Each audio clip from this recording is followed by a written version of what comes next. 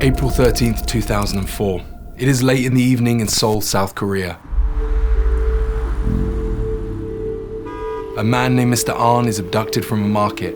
He's brutally attacked, handcuffed, and locked inside his own van. The kidnapper claims to be a police officer, but Mr. Ahn knows the truth. He's a disgruntled former customer who he sold fake Viagra. Trapped inside the van and driven deep into the night, the truth is far darker than he could ever imagine, and not just for him, but for all of South Korea. Because this mysterious attacker would soon shock the country to its core, as it would come face to face with one of the most disturbing antisocial personalities that humanity has ever produced. This is the story of Yoo Young-Chul, the Raincoat Killer, and the men who brought him to justice. Mr. Ahn soon feels the vehicle come to a stop. The attacker gets out and the van opens. As his eyes adjust, he sees the dim lights of an underground car park and his attacker, a Korean man with dark hair and lifeless eyes. This is the last thing he will ever see. Climbing into the van, the attacker reveals a hammer and a knife and violently murders Mr. Ahn. When he's finished, he cleans the blood from himself and the van, then drives 25 kilometers to Walmy Island. It is now 1 a.m. and darkness has fallen. Pulling the car to a stop outside a gas station, the killer saws off Mr. Ahn's hands and, putting them in a bag, slings them into the rocks. He then returns to the van and, along with the remainder of the corpse, sets it on fire. Why had he butchered this merchant? Was this simple revenge, or perhaps part of something much, much worse? Because this killer, Yoo Young-Chul, was no stranger to darkness. It had been part of his life from the very beginning. He was born on April 18th, 1970 in Waha village to a poor family. He was unexpected and worse, unwanted. When his parents separated, his elderly grandmother even told him that his own mother considered killing him. At 6 years old, he moved to Seoul to live with his father, a war veteran. The man had lost all of his money on bad business decisions, and he now ran a comic book store but felt the creeping temptation of crime. They lived together in the Mapo district, but it wasn't a good life. The family was poor, with no running water or electricity, and this led to Yoo's brother running away from home. From there, things only got worse. His father remarried and the new stepmother violently beat his sister. But when it came to Yoo, she restrained herself. There was something in his eyes that was contemptuous and resentful. There was something that frightened her. At 8 years old, Yoo and his sister fled to their mother's home nearby. Here he began school, and records say he was quiet, polite, and helped maintain his family home. But throughout, the poverty of his life haunted him, and at school he was a victim of bullying. Although he didn't enjoy life with his father, he did miss him and would often try to visit. But unfortunately, this came to an end when his father's second marriage broke down and he became an alcoholic and died in a car accident.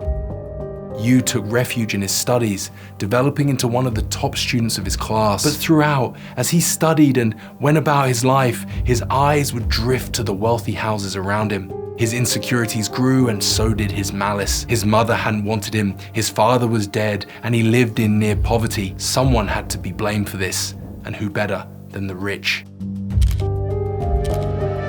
But before that blame could bear fruit, a fundamental and criminal aspect of Yoo's personality was about to emerge. In the late 1980s, in his second year of high school, Yoo decided to commit his first crime. He stole a guitar and a cassette player from a neighbor, and this would be the beginning of a consistent pattern, one he would never escape. Soon after being caught, he's sentenced to a juvenile detention center, and his high school education that showed so much promise comes to an end. But a new education in crime has now begun. In 1991, he met his wife, a masseuse called Miss Hwang. When his landlord raises their rent, Yoo resorts to theft to make ends meet. He tries to steal cash and a camera, but a security guard catches him and he's sentenced to 10 months in jail. But this isn't like last time. This time he has a son.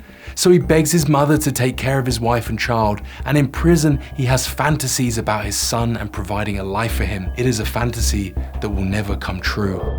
In 1993, he's released, but he steals a car, and once again he's caught and given another 8-month sentence.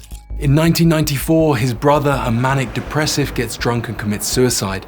He's only 32, and now both his brother and father are dead. This led Yoo to ask himself whether he would die young as well, and if so, what would he do with the short time he had left? In 1998, he's sentenced to 2 years for identity forgery and impersonating officials. Will this pattern ever end? Well, the answer is no, because in March 2000, Yoo rapes a 15-year-old girl. He is caught and sentenced to 3 years and 6 months in prison. For his wife, this is the final straw. She divorces him and denies him visitation rights to his son. By this point, Yoo had spent more of his adult life in prison than out of it. He's stolen, committed fraud, and now rape. But what made his life spiral out of control so dramatically? Was it the loss of his education or his brother and father? Remember, he was very intelligent, but by this point, he's losing command of his life, and now he's lost his son. Maybe he was addicted to crime, or it was just part of his DNA, and if so, where would it take him next? In prison, Yoo has plenty of time to think. He begins to become fascinated with Korean serial killers, especially those who are violent against the rich. One in particular stood out, Jeon Do-young, who killed 9 wealthy victims and claimed he had the devil inside him. And as these fascinations grew, so did Yoo's childhood resentments towards the rich. And soon, a murderous intent began to seize his mind. When he's released, he sets to work, rounding up stray dogs and leading them to secluded areas where he beats them to death. When they squeal, he refines his technique, striking the head first. Yoo moves back in with his mother in Mapo, but he needs money. Forging himself a fake police ID, he begins prowling Seoul's red light district, looking for pimps and prostitutes. When he finds them, he extorts them for money. With his newfound income, he soon secures himself his own apartment, a short distance from a police station and a convenience store. Here, employees would later say that he was a nice guy. He keeps his home immaculate. He watches movies, collects images of toys for his son, writes notes about cars, and even keeps a notebook of his son's crayon drawings. On the surface, you would never know that this could be the home of a serial killer. But beneath the facade, Yoo also passes his time by drawing naked images of women, watching adult movies, and planning to kill. On September the 24th, 2003, Yoo arms himself with a homemade hammer and a knife and travels into the night. He searches the streets for a wealthy house and finds it.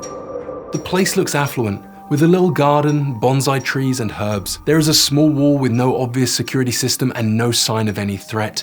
So brandishing his homemade hammer and knife, he jumps the wall and sneaks inside. He soon finds a 72-year-old professor, and without wasting time, he stabs him in the throat. The professor's wife begins to scream, and while clutching her husband's body, Yoo says that everything is okay, and then caves their heads in with his hammer. Before he leaves, he flings open a wardrobe, tosses the contents around the room, but steals nothing. No money, no jewelry, nothing. He cleans the blood off himself and disappears into the night. On October the 9th, 2003, he kills again. Like before, he finds an expensive house, sneaks inside, and murders the inhabitants, a grandmother, mother, and 35-year-old son, all beaten to death with his hammer. Before leaving, Yoo disguises the crime scene as a robbery and cleans his footprints with a towel, then vanishes.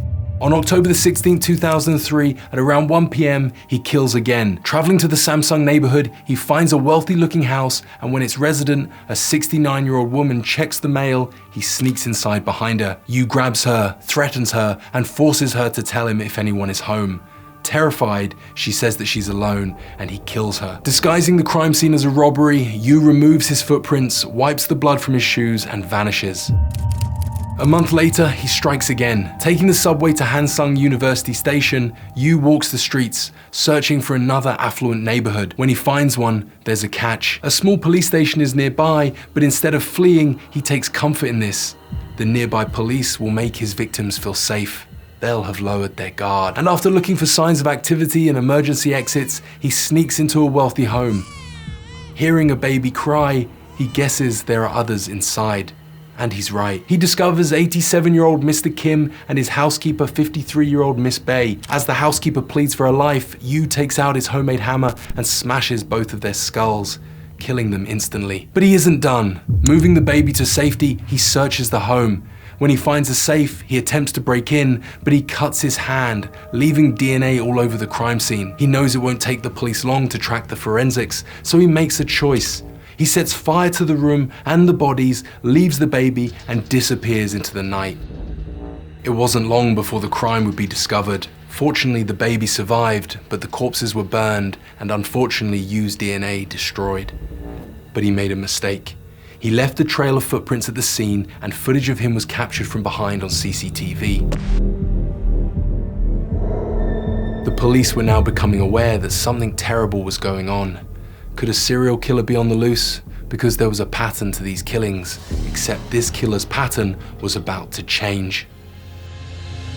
Yoo's resentment towards his ex-wife had grown, and he even considered murdering her, but his love and pity for his son prevented it. But that hatred needed an outlet, and he would think deeply about her career as a masseuse, and as he did, a new opportunity presented itself. Near his home, calling cards for adult phone calls littered the streets. Yoo picked one up and called it. He soon developed a connection with one of the operators, Miss Kim, but when she rejected his marriage proposal on the grounds of his criminal past and instability, his resentment boiled over, and he began to have dark and terrifying thoughts about phone sex operators and prostitutes, and these were about to turn violent, but not before his old habits threatened to derail everything.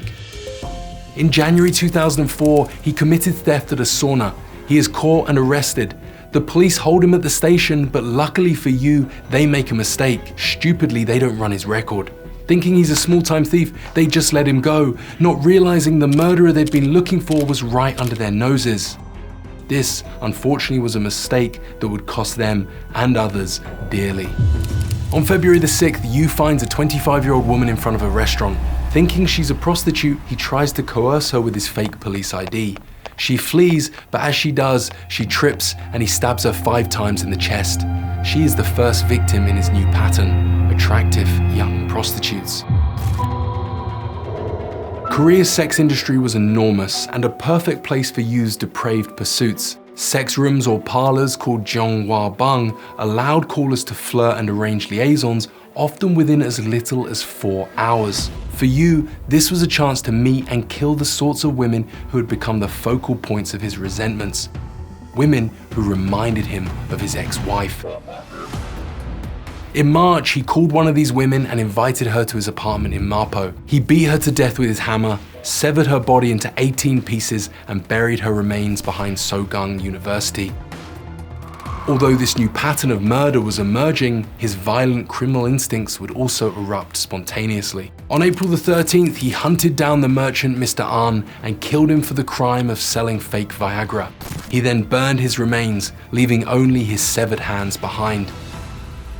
Returning to women, Yoo developed a practiced and systematic routine. Between April to mid-July, he murdered 10 with almost the same strategy. He waited till nightfall, called adult phone lines and invited them to his home. He would avoid intercourse to prevent forensic tracking, and once they were inside his apartment, he would murder them with his hammer. When they were dead, he would cut off their heads, dismember their bodies, and shave off their fingertips. The dismembered bodies were stuffed into bags, and Yoo would clean the blood and gore late into the night. When he was done, he'd bury them in graves near Bongwon Temple. He was extremely consistent and neurotic. In fact, his only notable change was when he began sourcing victims from local massage parlors. But this consistency came at a cost, and that cost would be attention.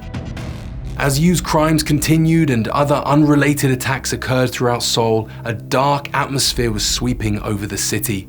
People were talking, and there were murmurs that a serial killer could be at large. Except by this point, only 2 of Yoo's victims had been reported missing, and the closest the police had come to capturing him was when he was arrested and let go. The police had very little to go on, but they were about to have another close call. 2 days after committing murder, Yoo was arrested on July the 15th. His violent criminal instincts erupted and he beat a prostitute in a brothel. As police handcuffed him and led him from the scene, Yoo began to limp and convulse. It was as if he was having an epileptic seizure. Concerned, the police uncuffed him. But this was all a ruse. He escaped and immediately traveled to his mother's home, where he broke down, manically shouting, "I want to die, I want to die." His mother was speechless, and all she could do was cry. Local pimps that were operating massage parlors were becoming suspicious. They had noticed that the women who were going missing were all receiving calls from the same number. And not long after Yoo's escape, that number called again. The man on the end of the phone requested that a woman visit his home. Yoo was preparing to murder again, except this time the pimps contacted the police and a sting operation was formed. And when Yoo rejected the woman sent to him for being too old and unattractive, the pimps agreed to send another, but this time they and the police would go with her. Arriving at the meeting point and under the cover of darkness, the posse of men began to look for Yoo, and that's when the woman's phone rang. She's instructed to walk down an alleyway.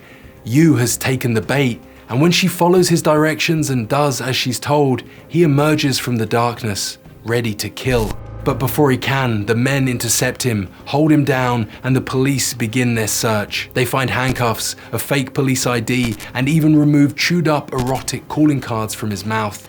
And now Yoo Young-Chul, the Raincoat Killer, with a self-confessed IQ of over 140, has been brought to justice by pimps. But when the police take him into custody and interrogation begins, they discover a whole lot more. Over the next few weeks, he confesses to multiple murders and even leads the police to the bodies at Bongwon Temple. When the press confronts him, he says, "Women shouldn't be sluts. The rich should know what they've done." He even claims he committed cannibalism. In his words, "I didn't kill 21 people, but 31 people. I could confess to other cases in addition to the charges on which prosecutors have indicted me. Among the people I killed, 6 bodies don't have some internal organs. I have bronchus disease, so I asked the people their blood type. If their blood type was O, I ate their internal organs. After I read Oriental medicine books, I also ate other organs out of curiosity." Continuing, Yoo explained his process, and I must warn you, this is rather unhinged. "At first, I ground the bodies in a mill, but I gradually felt it was unnecessary. I was scared of chopping bodies in silence, so I worked while listening to music. On the day I was arrested, I let 2 women go home because they were tall. If they weren't tall, they would have been killed. I cruelly cut off faces, hips, and genitals of the women who had the same name as my ex-girlfriend, who I lived with and left me." The forensic examiner determined his killings to be so brutal that they could only be the product of hatred and rage. A criminal psychologist also determined that he had antisocial personality disorder. He distrusted society and its rules and had no remorse for his crimes, and he claimed that if he hadn't been caught, he'd have killed hundreds more. While searching his apartment, the police found a copy of Public Enemy. In this movie, a man murders older, wealthy people. Perhaps this was a source of inspiration. And alongside the film, the police even found mementos of his son, and it was clear that Yoo longed to be with him, but never could. On Monday the 26th of July, Yoo was being escorted to the prosecutor's office when he was attacked by a woman with an umbrella. She was the mother of one of his victims, and as she attacked him, she screamed at the police, saying that her daughter would be alive if they'd caught him earlier. In retaliation, a police officer kicked her away. This caused outrage, and the following day, the police would give the woman a public apology. On December 13th, 2004, Yoo was sentenced to death for 20 counts of murder and waived his right to an appeal. Although he made claims of remorse, almost all of his actions were disruptive, or more accurately, they were antisocial and hostile to the world and the shared rules of society. In fact, I don't think there's a crime he wouldn't commit. But while some killers, like Yoo, just want to watch the world burn, there are others who seem tortured by life into committing their crimes. Like the story of Edmund Kemper, emotionally tortured by his mother until he snapped. Or was that just his excuse? You can watch this video to find out. And as a new channel, every subscriber means the world to me, so please consider clicking here to subscribe. Thank you for watching, and I'll see you next time. Take care.